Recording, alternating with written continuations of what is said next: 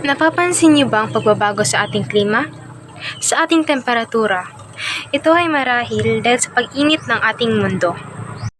Paano nga ba nakakaapekto ang masyadong pag-init ng mundo sa mga tao dito sa Pilipinas? Paano ito nakakaapekto sa kanilang pamumuhay at sa mga nakasanayan nilang gawin? Ang pagbabago ng klima ay pinabibilis ng polusyon. Ito ay isa sa mga suliraning kinakaharap hindi lamang ng bansa kundi ng buong mundo. Ang polusyon ay nangyayari sa tubig, hangin at lupa. Ano pa ang pwedeng maging epekto nito maliban sa pagpapainit ng mundo? Mayroong mga pananim na nabubuhay lamang sa malamig na klima. Ang hanging ating nalalanghap, lalo na ng mga taong nakatira sa syudad, ay puro na usok na siyang nakakasama sa kalusugan. Ang ating mga kabuhayan ay napipinsala rin ng mas lumalakas na mga sakuna gaya ng baha, lindol at bagyo.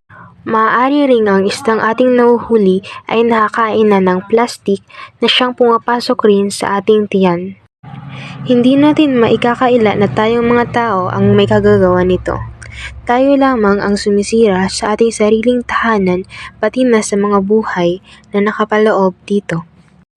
Ang ating mga gandang tanawin ay unti-unti nang naglalahod dahil sa sarili nating kagagawan.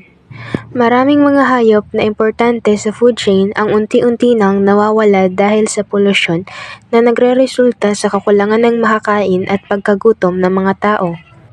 Ang simpleng pagtatapon ng ating mga dumi sa tamang tapunan, pagbabawas ng pag-aanak para mabawasan din ang populasyon at polusyon ng mundo, ay may malaking epekto sa ating kapaligiran. Tayo ay nagsisimula ng magbayad sa ating mga kagagawan. Hahayaan ba natin na pati ang mga sumusunod na henerasyon ay magdusa? Hindi ba natin sila bibigyan ng pagkakataon na masilayan ang mas magandang mundo? Laging nating tandaan na ang bawat maliit na bagay na ating ginagawa ay may malaking epekto kapag nagkaisa.